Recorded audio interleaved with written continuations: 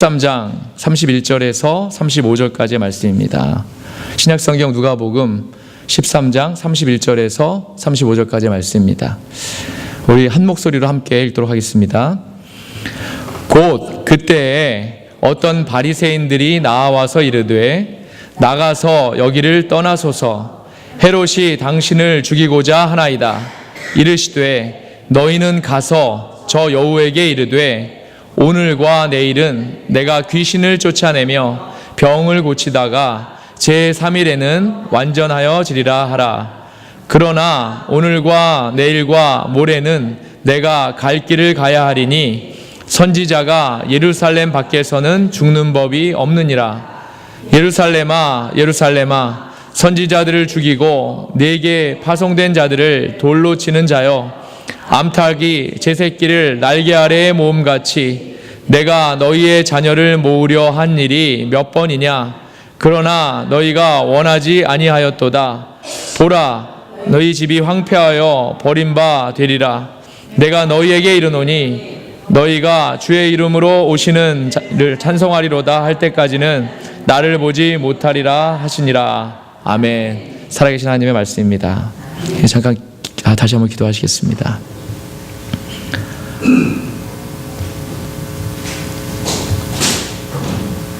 거룩하신 아버지 하나님, 은혜를 감사합니다.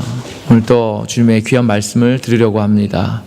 저희들 귀를 열어주셔서 그 말씀을 온전히 듣게 하시고 마음을 열어서 그 말씀을 온전히 받을 수 있도록 인도하여 주옵소서. 그리하여서 세상에서 그 말씀을 아버지 하나님 전하는 자로서의 온전히 쓰임받는 저희들 될 수 있도록 주님 인도하여 주옵소서. 우리 주 예수 그리스도의 이름으로 감사하며 기도드립니다. 아멘. 사순절 둘째 주일입니다. 다 함께 믿음의 고백을 다시 한번 하겠습니다. 하나님은 살아계십니다. 네, 하나님은 살아계십니다. 아멘. 살아계신 하나님께서 오늘도 이 시간을 통해서 저와 여러분이 또 그분이 주시는 귀한 말씀을 우리가 깨닫고 그 말씀대로 행하면서 살아가도록 인도하심을 우리가 믿습니다. 네, 오늘 주보에도 우리가 사순절에 대한 세 번째 칼럼을 소개했는데요. 사순절은 특별히 우리가 제수요일을 통해서 회개로 이렇게 시작하는 그런 기간입니다. 우리의 평소의 모습에서도 우리는 회개의 시간을 많이 가져야 하죠. 하지만 특별히 이 기간에는 더욱더 하나님의 말씀대로 그동안 살지 못했던 우리의 생각과 또 마음과 또 우리의 삶을 진심으로 하나님 앞에 회개하면서 이렇게 시작하는 그런 기간이 바로 사순절 기간이라는 것입니다. 그래서 초기에 우리의 믿음의 선조들은 이 기간에 금식하기도 하고 또 금욕하고 이렇게 하면서 생활했었는데 이제 우리는 말씀을 더 묵상하고 우리가 지금 이제 하는 것처럼 성경을 통독하기도 하고 또 매일 또 시간을 따로 정해서 따로 기도의 시간을 갖기도 하면서 세상으로 향해 있었던 그런 우리의 생각과 마음을 하나님께로 돌이키는 그런 귀한 시간이라는 것입니다. 제가 진심으로 바라기는 신약 성경 통독이 그냥 말씀 읽기로 끝나는 것이 아니라 그 말씀이 저와 여러분의 삶 속에서 정말로 살아서 역사함으로 날마다 주님의 임재를 경험하시는 그런 귀한 사순절 기간이 되시기를 주님의 이름으로 다시 한번 축원합니다. 우리 크리스천의 삶은 완전함으로 나아가는 삶입니다. 완전함으로 나아간다는 의미는 지금 현재는 불완전하지만 또 과일로 이야기하면 아직 다 숙성되지 않은 그러한 모습이지만 우리의 평생을 계속해서 숙성되어 가고 있는 그런 과일처럼 완전함으로 이렇게 변화되는 그러한 모습이 바로 우리 크리스천의 평생의 삶이라는 것입니다. 이 세상에서 완전한 사람은 없습니다. 더욱이 우리는 부족합니다. 하지만 그럼에도 우리는 계속해서 완전을 향해서 나아갑니다. 요한 웨슬리 목사님은 이러한 우리의 모습을 이제 신학적인 용어로 성화되어가는 모습이라고 이렇게 하셨습니다. 또 사도 바울은 이러한 우리의 삶을 이렇게 얘기하면서 이 삶이 복음을 이루는 삶이라고 말하기도 했습니다. 그런데 이러한 크리스천의 삶이 그다지 평탄하지만은 않다는 것입니다. 때로는 사람들에게 복음에 대해서 이렇게 도전받는 그런 이야기도 듣고 도전받기도 하고, 또 내 자신의 믿음에 대해서 참 도전받기도 하고, 우리의 생활 안에서 내 자신의 모습을 이렇게 보면서 때로는 실망하기도 하고, 이렇게 하면서 결국은 우리의 육신이 죽기까지 이 복음을 이루는 삶이 이렇게 계속된다는 것입니다. 하루는 제가 일하고 있는 회사에서, 주중에 일하고 있는 회사에서 제가 많이 화를 냈던 그런 날이 있었습니다.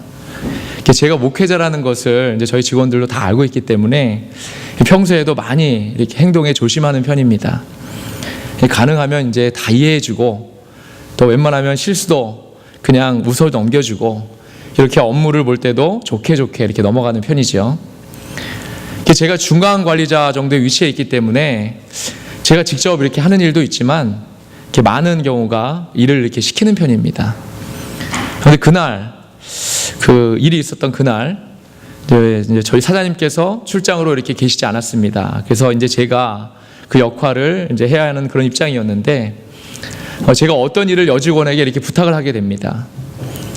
그런데 그 여직원이 그 부탁 받은 일, 이제 그건 하지 않고 계속해서 그 부탁한 일에 대해서 그 관련된 업체에 이렇게 흉을 보고 있는 겁니다. 저를 이제 제가 그 맡고 있는 업체인데 저를 좀 이렇게 추켜 세워 준다고 이제 나름대로 하는지 모르겠습니다. 근데 제가 알아듣게 이제 그만하고 부탁한 일을 좀 해달라고 이렇게 이야기를 하는데도 그 이야기는 잘 듣지 않고 자기 이야기만 하는 거죠. 평소에도 이 직원의 표현이 좀 공격적입니다. 사람들 중에 왜 그런 사람들 있지 않습니까? 같은 말을 해도 좀 기분 나쁘게 하고, 목소리도 좀 크고 약간 상기되어서 자기 말만 이렇게 하는 사람이 있지요. 평소에도 그런 표현 때문에 이제 다른 직원들 간에도 좀 이렇게 말이 많았었습니다. 그날도 그분의 그런 표현이 반복되었는데, 그날은 제가 좀 크게 화를 냈습니다. 그냥 그렇게 이제 두었다가는 일도 잘 진행이 되지도 않을 것 같고, 그래서 그날은 제가 참지 못한 거죠. 그동안에 있었던 모든 일들이 이제 다 복합되어서 이제 폭발된 겁니다. 그리고 이제 그분의 그런 말에 대해서, 이제 표현에 대해서도 너무 공격적이라고 이렇게 제가 얘기를 해줬습니다. 그런데 이 직원의 반응이 참 의외였습니다. 저의 그런 모습을 여태까지 한 번도 못 봤는데, 제가 자기에게 화를 냈다고 이제 깜짝 놀란 거죠. 그동안은 어떤 일이 있어도 이제 다 참아주고 또 이해해주고 들어주고 이렇게 했었는데, 그리고 이제 또 목회자니까 당연히 다 받아주고 하는 거 아니냐고요. 그리고 이제 자기가 그렇게 공격적인 줄 몰랐었다고, 다음부터는 바로바로 얘기하면 고칠 테니까 이야기해달라고 하면서 이렇게 눈물을 이제 글썽이는 겁니다. 그런 그분의 모습을 보니까 제가 어땠겠습니까? 갑자기 엄청 많이 미안해졌죠. 이런 한 번만 더 참을 걸. 일이 좀 늦어져도 참고 기다려 줄 수 있었는데 말이죠. 그렇게 그분의 말을 듣고 제가 그분께 그랬습니다. 저도 아직 너무나 부족한 사람이라고요. 화나면 화도 내고 큰 소리로 이렇게 또 이야기도 하고 그런다고요. 목회자라고 해서 완전한 사람으로 보지 말라고 이렇게 얘기했습니다. 똑같이 부족하고, 또 어쩌면 더 많이 부족한 사람이라고요. 그러면서 저는 사도 바울의 복음을 이루라, 우리의 삶에 복음을 이루라, 이런 구절이 생각이 나서 그날 곧바로 이렇게 회개하면서 이런 제 모습을 깨닫게 해주신 그런 성령님께 더 감사했습니다. 사랑하는 여러분, 우리는 우리의 생활 속에서 많은 착각 속에 살아갑니다. 교회 안에서 하나님을 섬기고 또 성도라는 이름으로 우리가 살아가다 보니까 정말 우리가 남들보다 더 나은 사람처럼 보이고 더 거룩해 보인다고 이렇게 생각합니다. 그런데 실상 우리의 생활 안에서 우리의 모습을 우리가 자세히 볼 때는 우리도 세상 사람들과 별반 차이가 없이 그런 생활하는 모습을 우리가 발견하게 되지 않습니까? 이분 저조차도 나름대로 말씀대로 살려고 노력하지만 순간순간 혈기와 또 욕심, 이런 것들이 올라올 때가 얼마나 많은지 모릅니다. 그래서 우리는 더 많이 말씀을 읽어야 하고 더 그 말씀대로 살아가게 해달라고 우리가 기도와 간구를 통해서 성령님의 일하심을 간구해야 하는 것입니다. 이렇게 말씀과 기도의 이런 훈련을 통해서 우리는 복음을 이루어가게 된다는 것입니다. 바라기는 이 사순절 기간을 통해서 복음을 이루어가시는 저 여러분이 다 되시기를 주님의 이름으로 다시 한번 간절히 부탁을 드립니다. 오늘 예수님께서는 바리새인들에게 오늘과 내일 그리고 모레에 대해서 말씀하고 계십니다. 예수님께서 바리새인들에게 이 말씀을 하시게 된 배경을 성경은 이렇게 설명합니다. 31절을 제가 다시 한번 읽겠습니다. 곧 그때에 어떤 바리새인들이 나와서 이르되 나가서 여기를 떠나소서 헤롯이 당신을 죽이고자 하나이다. 아멘. 오늘 본문이 곧 그때 at that time 이렇게 시작되고 있습니다. 곧 그때, 바로 곧 그때가 어떤 때일까요? 곧 그때에는 예수님께서 하나님의 나라에 대해서 바리새인을 비롯해서 무리들에게 말씀하고 계실 때 바로 그때를 말합니다. 예수님께서는 하나님의 나라에 들어갈 사람이 많지 않다고 하셨습니다. 그러면서 좁은 문으로 들어가라고 이렇게 무리들에게 설명하고 계셨습니다. 바리새인들을 비롯한 이스라엘의 특권층들을 향해서 들으라고 이렇게 말씀하고 계신 것이죠. 사람들이 동서남북으로부터 와서 하나님의 나라 잔치에 참여하리니 보라, 나중된 자로서 먼저 될 자도 있고 먼저 된 자로서 나중될 자도 있느니라 하시더라. 아멘. 무리들을 모아놓고 예수님께서 말씀하고 계시는 내용입니다. 예수님이 이 말씀을 하고 계시는 바로 그때에 어떤 바리새인들이 나와서 예수님에게 이렇게 말씀을 하고 있습니다. 여기서 떠나십시오. 헤롯이 당신을 죽이려고 합니다. 바리새인들이 왜 이런 말을 예수님께 하고 있을까요? 정말로 헤롯이 군대를 이끌고 주님을 죽이려고 오고 있기 때문일까요? 아니면 다른 의도가 있을까요? 여기서 헤롯은 세로 요한을 죽인 바로 그 헤롯입니다. 세로 요한을 죽였던 헤롯이 당신도 죽이려고 합니다. 그러니 이곳에서 속히 떠나십시오. 뭐 이런 걱정된 말이었을까요? 아니죠. 아닙니다. 이들은 예수님의 천국에 대해 가르치는 말씀이 몹시 불편했습니다. 그래서 그곳에서 예수님이 떠나시기를 간절히 원하고 있었던 것입니다. 자신들의 특권이 없어지고 자신들이 생각하는 다른 죄인들이 천국으로 들어갈 수 있다는 그런 예수님의 복음이 그들에게는 너무나 불편한 말씀이었기 때문입니다. 더군다나 예수님께서는 나중된 자가 먼저 되고 또 먼저 된 자가 나중될 자도 있을 것이라는 그런 말씀 하셨지요. 그런 말씀을 더더욱 그들이 받아들일 수 없었던 말씀이었기 때문입니다. 그런데 곧 그때 바로 예수님께서 천국 복음에 대해서 말씀하고 계실 그때에 또 다른 한편으로는 그 말씀을 온전히 받아들이고 자신들의 죄를 회개하는 무리들도 있었다는 것입니다.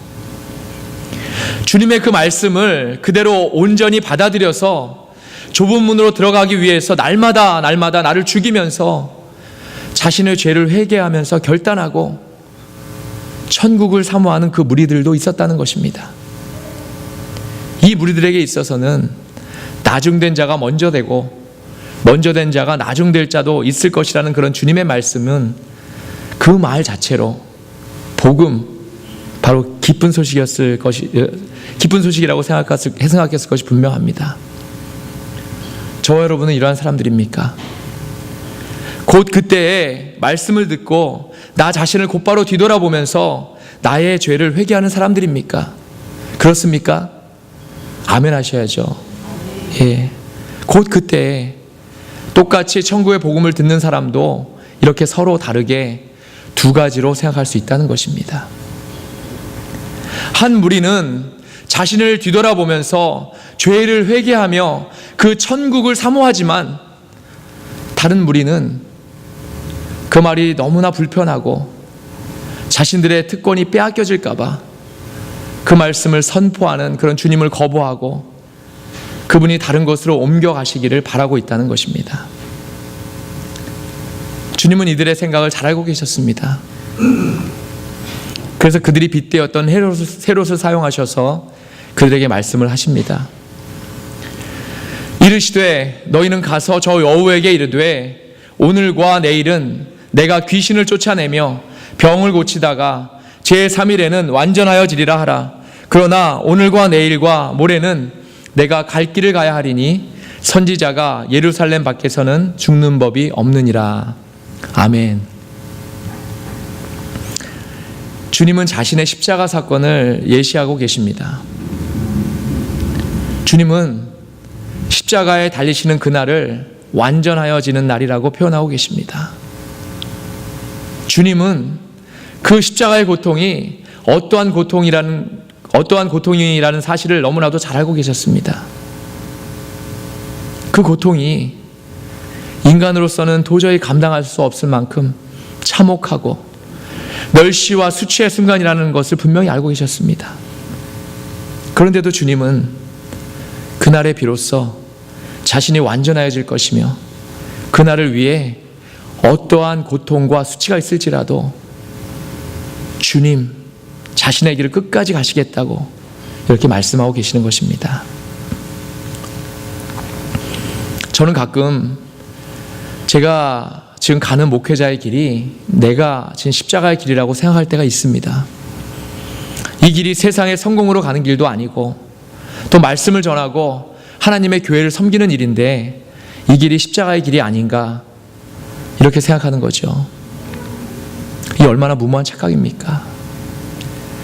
이런 생각은 정말 주님이 지신 십자가의 깊이와 고통을 깨닫지 못하는 데서 오는 무지입니다. 주님이 가신 십자가의 길이 어떠한 길인지 우리가 감히 상상이나 할 수 있겠습니까?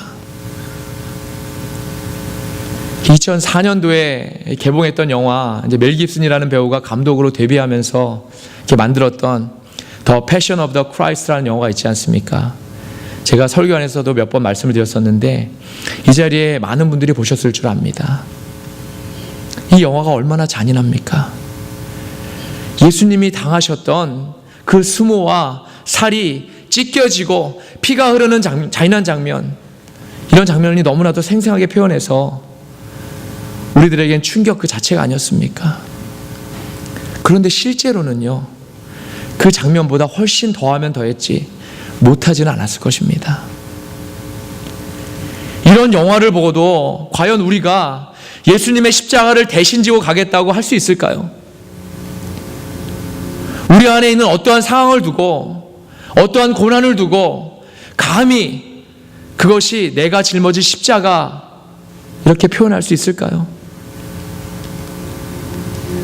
손가락 하나에 가시가 찔리면 아파서 어쩔 줄 모르고 칼이나 어디 뾰족한 것을 살짝 찔려도 정말 큰일이라도 난 것처럼 난리법석을 떠는 게 우리들인데 우리가 어떻게 그 십자가와 그 고통을 이해할 수 있겠고 또 그 고통을 따라갈 수 있다는 것입니까? 십자가의 이 말할 수 없는 고통을 주님은 분명히 알고 계셨는데도 오늘 말씀에 뭐라고 하십니까? 그러나 오늘과 내일과 모레는 내가 갈 길을 가야 하리니 선지자가 예루살렘 밖에서는 죽는 법이 없느니라. 아멘. 주님은 그 길을 가야 한다고 하시는 것입니다. 그것이 하나님 아버지의 뜻이기 때문에 그 길이 어떤 길인지 분명히 알면서도 그 길을 가야만 하신다는 것입니다. 저는 이러한 주님의 말씀을 접할 때마다 너무나 죄송합니다. 너무나 죄송하고 너무나 부끄러워서 몸둘 바를 모르겠습니다. 나 때문에 내가 뭐라고, 나는 정말 아무것도 아닌데 이런 나를 왜 사랑하셔서, 왜 이렇게 사랑하셔서 나를 위해 피 흘려 죽으셨나? 왜 그러셨나? 주님 죄송합니다. 주님 부끄럽습니다. 사랑하는 여러분, 우리는 이러한 심정으로 살아가야 할 줄로 믿습니다. 우리에게는 오늘이 있고 내일이 있고 또 모레도 있습니다. 모레 다음에는 또 그 다음 날이 또 있습니다. 주님은 그분의 길을 가셨습니다. 가야 할 길이었기 때문에 가셨습니다. 십자가를 향해 가셨습니다. 이것이 그분의 갈 길이심을 분명히 아시고 그 길을 가셨습니다. 사랑하는 여러분, 우리도 우리의 갈 길을 가야 합니다. 우리에게는 오늘이 있고 내일이 있고 모레가 있고 또 그 다음 날, 또 그 다음 날이 있습니다. 그리고 그 다음 날이 계속될 겁니다. 그러면 말입니다. 우리가 갈 길은 무엇이겠습니까?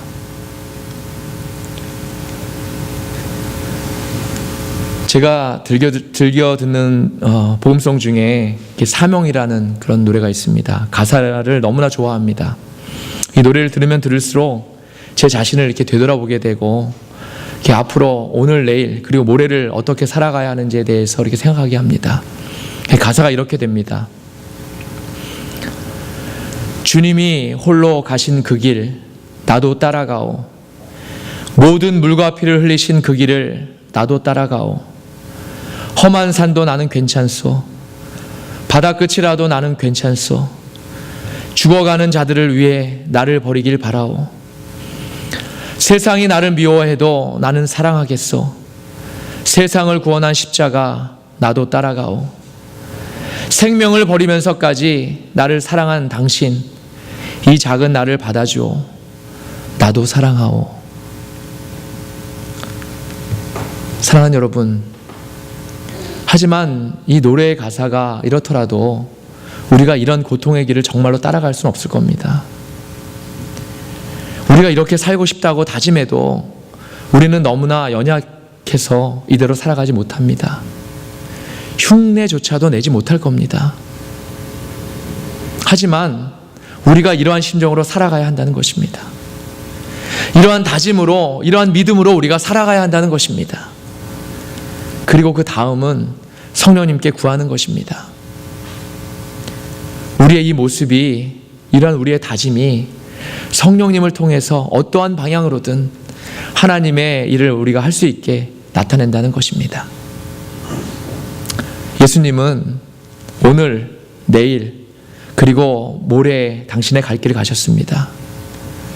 저는 저의 오늘, 내일, 그리고 모레에 가야 할 길이 복음과 말씀을 전하는 길이라고 믿습니다. 그래서 하나님께서 이 부족한 인생에게 강단을 허락하셨고 사역을 허락하셨다고 믿고 있습니다. 예수님께서는 당신의 가야 할 길에 대해서 소홀히 하지 않으셨습니다. 회피하지도 않으셨습니다. 그래서 저도 소홀하지 않고 이 맡겨진 일에 대해서 회피할 수가 없습니다. 여러분도 마찬가지입니다. 여러분의 가야 할 길은 복음을 전하는 길입니다. 예수님께서 당신의 갈 길을 가심을 통해서 십자가에 죽으시고 부활하신 복음의 사건을 전하는 것이 바로 우리의 할 일입니다. 우리는 그 일에 대해서 소홀히 할 수 없습니다. 그분의 고통과 희생을 생각했을 때 감히 가볍게 생각할 수 없습니다. 이 일을 회피할 수도 없습니다.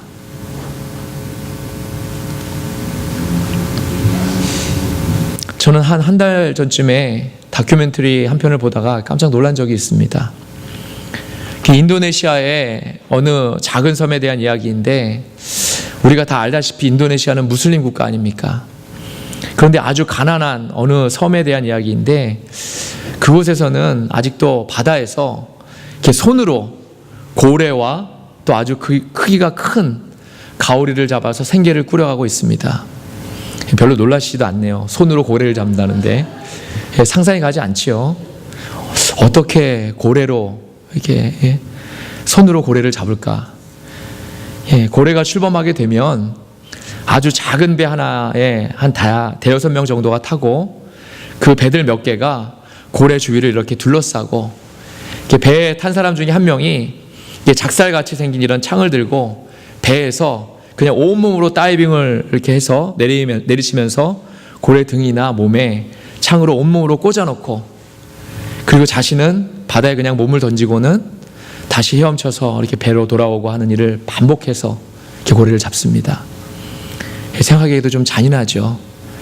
근데 그렇게 계속 공격해서 고래 몸에 꽂은 창이 몇십 개가 되는데 그 창의 줄을 연결해서 이렇게 몇 개의 배가, 예전에는 모터가 없는 배였을 때는 다 손으로 했겠죠. 근데 지금은 이제 모터가 있는 그런 배를 이렇게 연결해서 몇 개의 배가 같이 육지로 이렇게 고래를 끌고 오는 식으로 이 고래를 잡는 겁니다. 이 모습이 얼마나 위험해 보이는지 그들은 한마디로 목숨을 걸고 고래를 잡는 겁니다.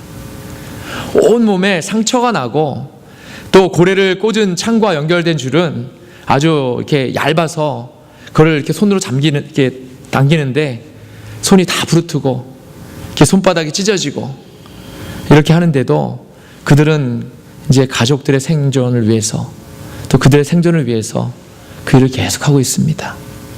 그 일 밖에는 그 섬에서는 다른 일을 할 수가 없습니다.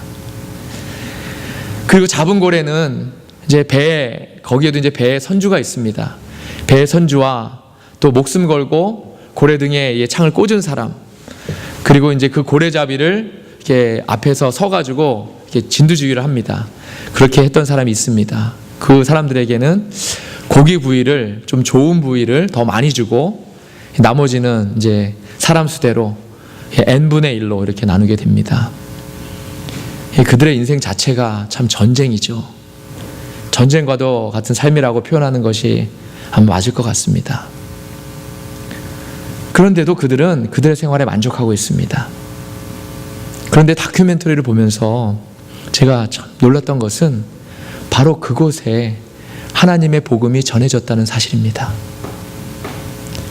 나중에 보니까 무슬림이 완전히 뿌리내린 그 땅에 그들이 비록 부유하지는 못하고 발달되지도 못한 척박한 그 말 그대로 고래잡이가 아니면 먹고 살 수 없을 정도의 그런 땅이지만, 그럼에도 그들은 이미 하나님의 복음을 받아들여서 크리스천으로 살아가고 있었습니다. 그 척박한, 그것도 무슬림이 판치는 바로 그곳에 어떻게 복음이 들어가게 되었는지는 알 수 없습니다. 하지만 누군가의 희생으로 또 복음의 희생에 있었을 것입니다. 배를 타기 전에 다 함께 모여서 기도하고, 고기를 많이 잡든지 그렇지 못하든지 항상 하나님께 감사하고, 그렇게 사는 그들의 모습을 보면서 이게 바로 만족하며 사는 그런 크리스천의 삶인데, 그런 생각을 하기도 했습니다. 언젠가 미국 교회에 출석하는, 오늘 아침에도 봤는데 멜라카파의 이야기를 들은 적이 있는데, 자기가 사는 섬의 그 부족은 전부 감리교인이라는 겁니다. 그 이유가 그 부족의 족장이 어느 날 감리교인이 되었기 때문에 그 부족인 전체가 모두가 저절로 이렇게 감리교인이 되었다는 겁니다. 참 놀라운 이야기죠. 인도네시아의 이 섬도 아마도 그 상황과 비슷하지 않았나 이렇게 추측해 봅니다. 하지만 그 안에 분명히 복음의 희생자가 있었을 것입니다. 이렇게 하나님의 복음은 당신의 복음을 전하는 희생자를 통해서 썩어진 미라를 통해 열매를 맺듯이 복음의 축복이 열린다는 것입니다. 사랑하는 여러분, 오늘 주님은 그분의 갈 길을 분명히 걸어가셨습니다. 그 길이 감당할 수 없는 고통의 길임을 분명히 알고 계셨는데도 그 길을 가리라는 결단을 먼저 하셨고 마침내는 그 길을 가셨습니다. 우리도 우리의 길을 가야 합니다. 우리에게는 오늘이 있고 내일이 있고 또 모레가 있고 그 다음날이 있습니다. 그 길에 우리에게 맡겨진 일은 주님의 복음을 전하는 일입니다. 주님은 그 길을 가심에 있어서 회피하지 않으셨습니다. 주저하지도 않으셨습니다. 저와 여러분, 우리도 복음 전하는 일에 회피하지 않기를 바랍니다. 주저하지 말기를 바랍니다. 우리에게 있어서 어제는 중요한 것이 아닙니다. 어제 혹시 우리가 형편없이 살았고 부끄럽게 살았고 망나니처럼 살았고 죄의 가운데 살았을지라도 하나님은 우리에게 어제의 일을 묻지 않으십니다. 다만 하나님께서는 우리에게 오늘, 내일 그리고 모레가 있음을 분명히 알려주십니다. 그리고 그날에는 우리가 감당해야 할 일들에 대해서도 알려주십니다. 사랑하는 여러분, 오늘 복음을 전합시다. 내일도 살아계신 하나님을 증거합시다. 그리고 모레 그 다음날 또 그 다음날에도 하나님의 복음을 전하는 복음 전도자로서의 삶을 온전히 감당합시다. 그것이 하나님께서 우리에게 허락하신 오늘, 내일, 그리고 모레임을 분명히 깨달을 수 있기를 바랍니다. 제가 정말 바라는 것은 오늘 말씀을 통해서 우리의 사명이 무엇인지를 분명히 깨닫고 복음 전도자로서의 삶을 살아가시는 그러한 저와 여러분이 다 되시기를 주님의 이름으로 간절히 축원합니다. 아멘. 기도하시겠습니다. 거룩하신 아버지 하나님, 은혜를 감사합니다. 오늘 주신 귀한 말씀을 통해서 정말 우리가 앞으로 가야 할 길이 얼마나 중요한 길인지를 깨닫게 됩니다. 주님께서 정말 너무나도 큰 고통을 당하실 줄 알면서도 그 길을 묵묵히 회피하지 않으시고 가셨습니다. 저희들의 길도 저희들 온전히 복음의 전도자로서 감당하는 저희들 다 될 수 있도록 인도하여 주옵소서. 오늘, 내일, 모레, 그 다음날, 그 다음날에도 온전히 복음의 전도자로서의 삶을 살아가는 저희들 다 될 수 있도록 주님 인도하여 주옵소서. 우리 주 예수 그리스도의 이름으로 감사하며 기도드립니다. 아멘.